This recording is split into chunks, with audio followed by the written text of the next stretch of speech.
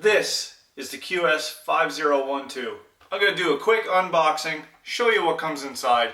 So here's the box. This is a 2-channel micro helicopter made by a GT model. On the back here you can see there is a parts list. It's all numbered, so I'm not sure exactly where you can order the new parts, but if you do need new parts, you can just use the number that is listed here on the box. It is a 2-channel. They do make a 3.5-channel one. These things are pretty cheap, so I might get the 3-channel one if this one doesn't fly too well. But it comes in 4 different colors. And they have 2 different styles here. These have more of a rounded nose, and then these here have more of a pointy nose. They come in yellow, blue, black, and red. They do, depending where you buy it from, you might not be able to pick your color. When I bought these, I wasn't able to pick my color. So what you get is what you get. So let's open this up. Inside you get this user manual, but it is in Chinese. But if you open it up to the middle is written in English. So here it is out of the box. This whole thing is actually the controller. You can store the helicopter inside the controller. So to open it, you just pull that lid open, and here's the helicopter. And man, this thing is pretty tiny. You can see right here you have the controls. You have your up down control and your left and right. Also here you have your right and left trim, and on this side you have the A and B channels. That's for if you want to fly more than one helicopter in a room together. One person can go on an A channel and the other person can go on B. And then here's your power switch. This is infrared. You can see the infrared eyes right here. If you look here though, see these sticks here? They're really small. Like they're almost flush with the top of the controller. But what you can do is inside the lid here, if you pop this lid open, you see these 2 white knobs here. They have 2 different size holes. This has a bigger hole in the top, and that goes on that one. You have to push that on top. Sometimes it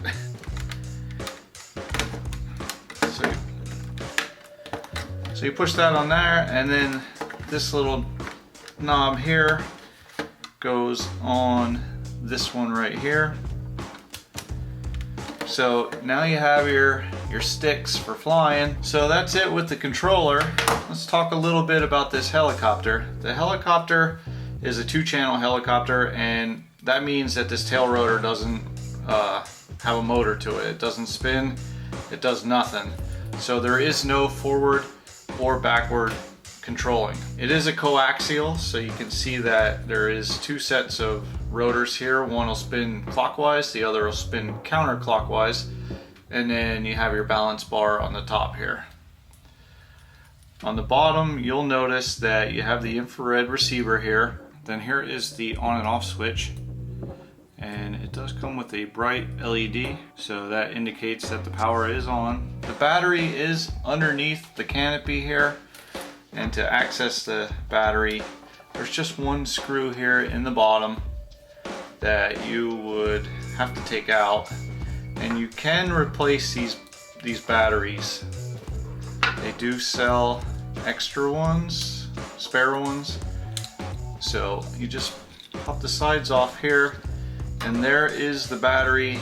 And I don't know if you can read that, but it is a 3.7 volt 75 milliamp hour LiPo battery. Takes about a half hour to charge. Nothing really else to see. You can see the gears right here. They're all plastic, which I wouldn't expect them to be anything else other than plastic. You'll notice right here, this plug, this is to charge the helicopter. This doesn't come with any USB charging or any wall plugs, nothing. This is the only way you can charge the helicopter. On the back here, pop this open, that's where you put the batteries in. There's 4 AA's it takes. I wish they would have given just a little bit longer of a cable. It makes it hard to plug it in. So after you have the helicopter plugged in, turn the power on right up here. And you'll notice it's flashing green and yellow. Actually, it's flashing green, yellow, and red, but it's mostly green. Anyway, if it is green, that means that the controller is charging the helicopter. And then once it turns to a red light, then that means that the battery's charged. So since I already have it on the charger, I'm just gonna let it go ahead and charge up, and then we'll fly this thing around, see if it's any good. All right, we're all charged up and I'm gonna go ahead and fly this. So turn the power switch on here, and then turn the power switch on the controller, and we'll do a up, down, and now we're bound. This is a non-altitude hold. As you can see, it doesn't spring back to the middle, so that means it's non-altitude hold, which also means they are a little bit harder to fly. But let's just see how good this 2-channel helicopter is going to do, because I'm not really a big fan of 2-channel because, well, you can't control forward and reverse, and they pretty much just go wherever they want to go. Okay, so it's rotating. We're gonna have to trim it. Oh, there we go.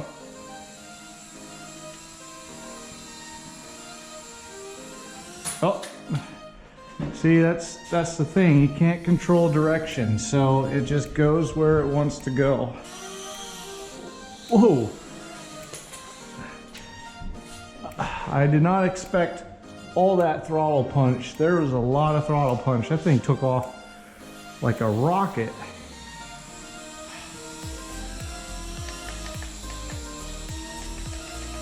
Okay, might need to trim it out a little bit. I'm hitting the trim. Okay. There we go. There we go. Oh.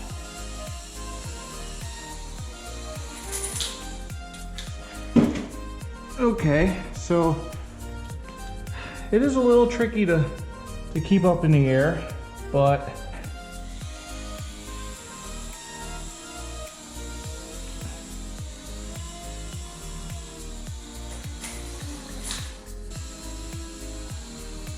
now we're getting the hang of it here. It does.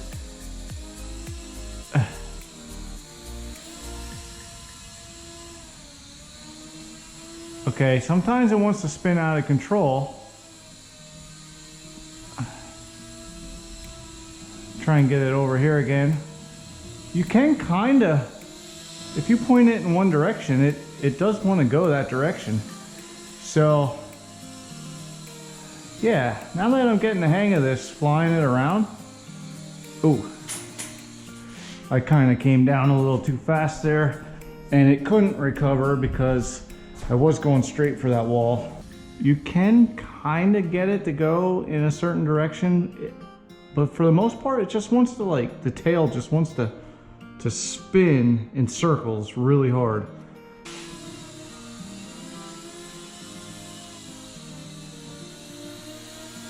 See what I mean? The tail just spins around.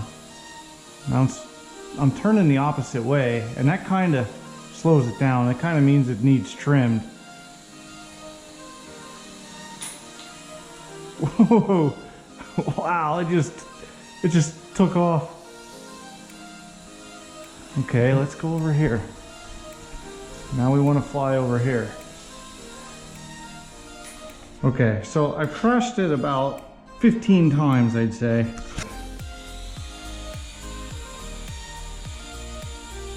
Okay, so the battery is dying. I'm full throttle all the way up, and it's just spinning on the floor. Okay.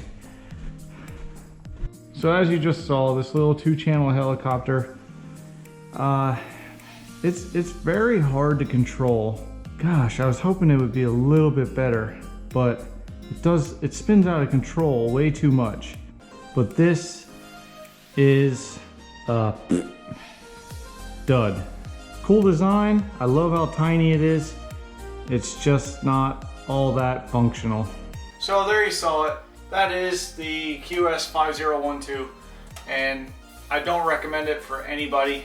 Another thing is when you try to trim this, you don't really know which way you're trimming, because if you look on the controller here, the right and the left trim buttons are backwards. The R is on the left side and the L is on the right side. So are you trimming to the right or are you trimming to the left? So I don't know what to do with this one. I think maybe I'll just hang on to it till Christmas and give it to somebody that I don't like. And a lot of you have been asking about the dog. I do appreciate all your thoughts and nice words you had to say about her. She's doing much better. She has to wear the cone of shame for a few more days till she gets her stitches out, but she's doing very well. But that's it for this video. Save your money, don't buy this thing. Hit the subscribe button, throw me a like, and I hope to see you with the next Ready to Run RC.